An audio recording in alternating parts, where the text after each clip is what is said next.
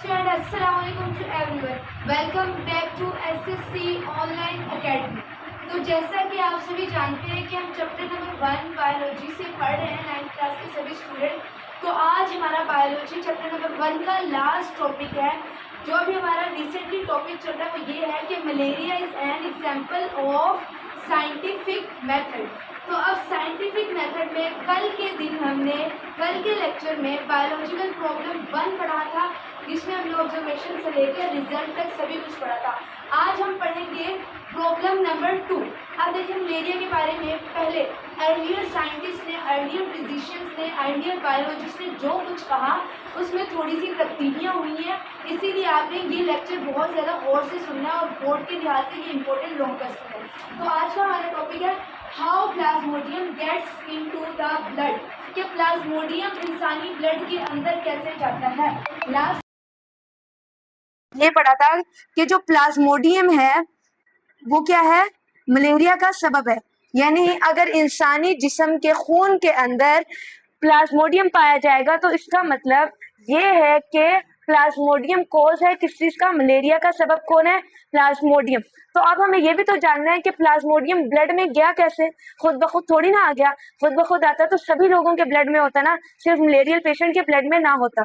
तो इस पर साइंटिस्ट ने कुछ रिसर्च की। उन्होंने ना जो पिछली ऑब्जर्वेशन बनाई थी, मैंने आपको पहले कहा था कि observation most of the time accurate नहीं हो पाती, तो उन्होंने उसमें से जो प्रीवियस ऑब्जर्वेशन थी उसमें ये हमने पढ़ा था कि malaria is associated with marshes, malaria और मार्शिस एरियाज का कोई ना कोई रिलेशनशिप है, ये हमने पढ़ा था।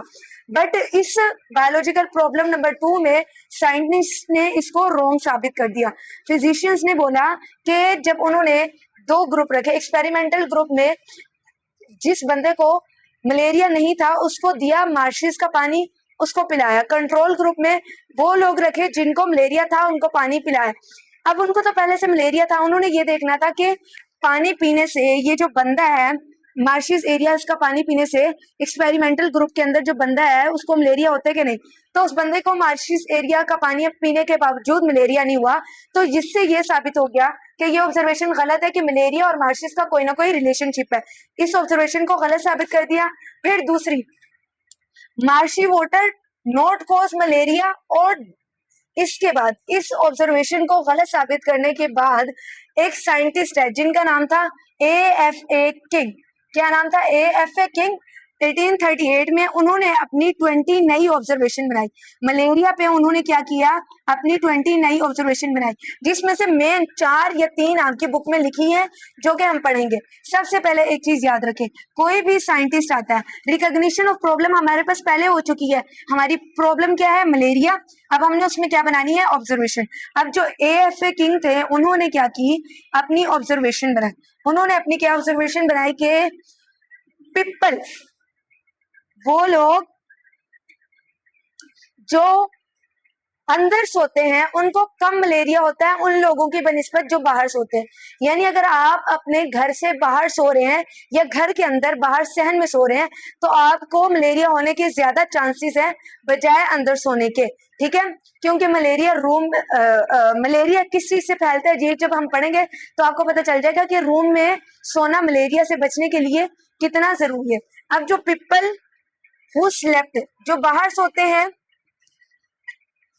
Outdoors have more chances. यहाँ मैं इजी करके लिख रही हूँ, आपकी बुक पे थोड़ा मुश्किल लगा है तो आप लोग यहाँ से नोट कर सकते हैं और बोर्ड में लिख सकते हैं। Have more chances to sick with malaria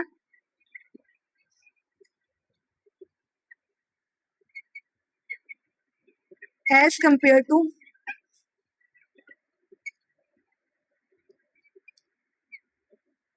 those people who slept indoors। तो ये बात क्लियर हुई। AFA किंग ने एक नई ऑब्जर्वेशन बनाई।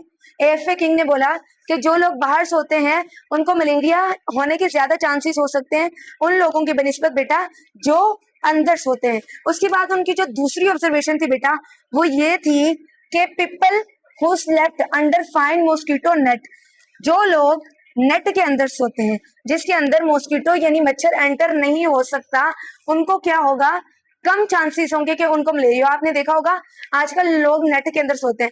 जो बच्चे गांव में रहते हैं वहां तो मोस्ट ऑफ द लोगों ने नेट खरीद रखे हैं जिसके अंदर वो सोते हैं। तो अब उसके अंदर सोने की क्या वजह है?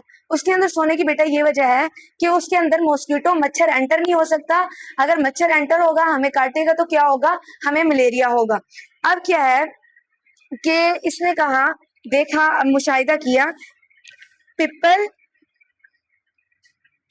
who slept under fine net had less chance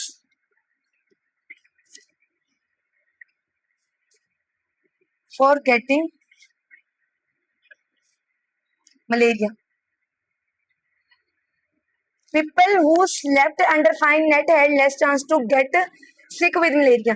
उन लोगों के लिए मलेरिया बहुत ज्यादा कम हो जाएगा, उनको नहीं होगा जो लोग कहाँ सोते हैं, अंडर फाइन नेट्स के अंदर। उसके बाद उसने तीसरी ऑब्जर्वेशन ये बनाई, individual who slept near a smoky fire usually did not gate malaria. जो लोग बेटा आग के करीब सोते हैं, जहाँ पे आग जल रही होती है। अब गांव में अगर देखा जाए तो जानवरों के साथ वो क्या जला देते हैं, गर्मियां हो या सर्दियां, आग जला देते हैं। बेटा उसका पर्पस क्या होता है, ताकि जो मॉस्किटोस हैं वो जानवरों को ज्यादा तंग ना करे, इसीलिए आग लगा देते हैं। तो जो लोग आग के करीब सोते हैं उनको कम मलेरिया होने के चांसेस होते हैं, क्योंकि वहां पे मच्छर नहीं आता आग की वजह से। तो उसने अपनी ऑब्जर्वेशन से ये देखा कि इंडिविजुअल्स, वो अफराद हु स्लेप्ट, जो सोते हैं नियर अ स्मोकी या fire area, usually did not gate malaria.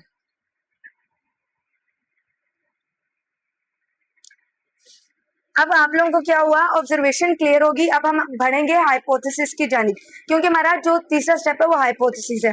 अब इन्हीं ऑब्जर्वेशन की बेसिस पे हम क्या बनाते हैं, हाइपोथेसिस। हाइपोथेसिस हमेशा जो हमारे पास करंट ऑब्जर्वेशन होती है उस पर बनाई जाती है। अब AFA किंग ने अपनी ऑब्जर्वेशन बनाई कि on the basis of this observation King suggested a hypothesis. उसने ये हाइपोथेसिस बनाई इन ऑब्जर्वेशन के ऊपर, mosquitoes transmit plasmodium and so are involve in the spread of malaria. ये जो मच्छर है वो क्या करता है, प्लाज्मोडियम फैलाता है, और मलेरिया के फैलाव में क्या, किसका सबसे बड़ा किरदार है, किसका सबसे बड़ा हाथ है, मॉस्किटो का, मच्छर का। तो अब बेटा हम पढ़ेंगे हाइपोथेसिस। हाइपोथेसिस उन्होंने क्या बनाई, AFA किंग ने अपनी ऑब्जर्वेशन की बिना पर, कि mosquito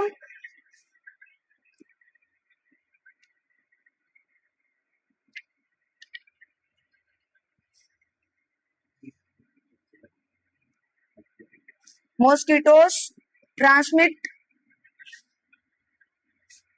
plasmodium and so are involved in the spread of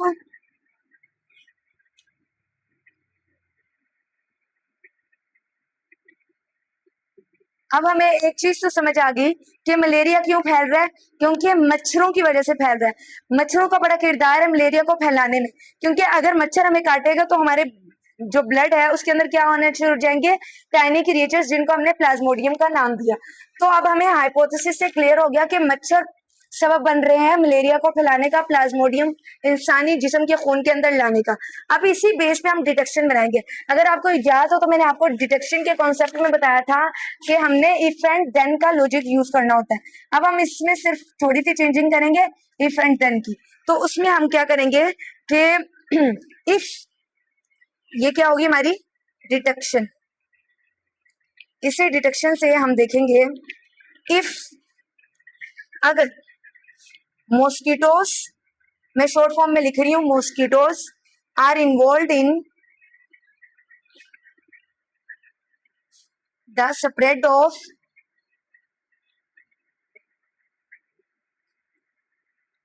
malaria, then plasmodium should be present in mosquito, यानी कि उसने डिटेक्शन बनाई कि अगर प्लाज्मोडियम सबब है मलेरिया को फैलाने का तो इंसानी खून के अंदर मॉस्किटो के काटने के बाद प्लाज्मोडियम आ जाएगा। यानी if mosquito are involve in the spread of malaria, अगर मच्छर किरदार अदा कर रहा है मलेरिया को फैलाने में, जो प्लाज्मोडियम होगा वो सबसे पहले किसके अंदर मौजूद होगा? मॉस्किटो के अंदर। फिर मॉस्किटो जब इंसान को काटेगा तो वो इंसान के अंदर क्या हो जाएगा? ट्रांसमिट हो जाएगा। बिल्कुल ऐसे जैसे आप लोगों ने अपना होमवर्क किया होता है तो आपकी कॉपी बैग में प्रेजेंट होती है, इसीलिए मॉस्किटो के अंदर पहले से प्लाज्मोडियम मौजूद होगा। जब वो काटेगा इंसान को तो इंसानी ब्लड के अंदर भी चला जाएगा। इसके बाद हम सबसे इंपॉर्टेंट चीज डिटेक्शन के बाद हम करते हैं एक्सपेरिमेंट, और इसका experiment a lot of interesting है, उसे बोर्ड पे समझने की जरूरत भी नहीं है। आपको मैं बताती हूँ, रोनाल्ड रोस ब्रिटिश आर्मी फिजिशियन थे, जैसे लेविरान एक फ्रेंच फिजिशियन है। उन्होंने क्या किया था, ये एक इंटरेस्टिंग स्टोरी भी है अगर आप लोग गौर से सुने। उन्होंने क्या किया था कि इंसानी खून लेके माइक्रोस्कोप के अंदर देखा था कि प्लाज्मोडियम कैसे होते हैं। उन्होंने जब देखा कि आम इंसान का जो खून है उसके अंदर कोई टाइनी क्रिएचर्स प्रेजेंट नहीं है, जबकि मलेरियल पेशेंट के ब्लड के अंदर क्या मौजूद थे बेटा?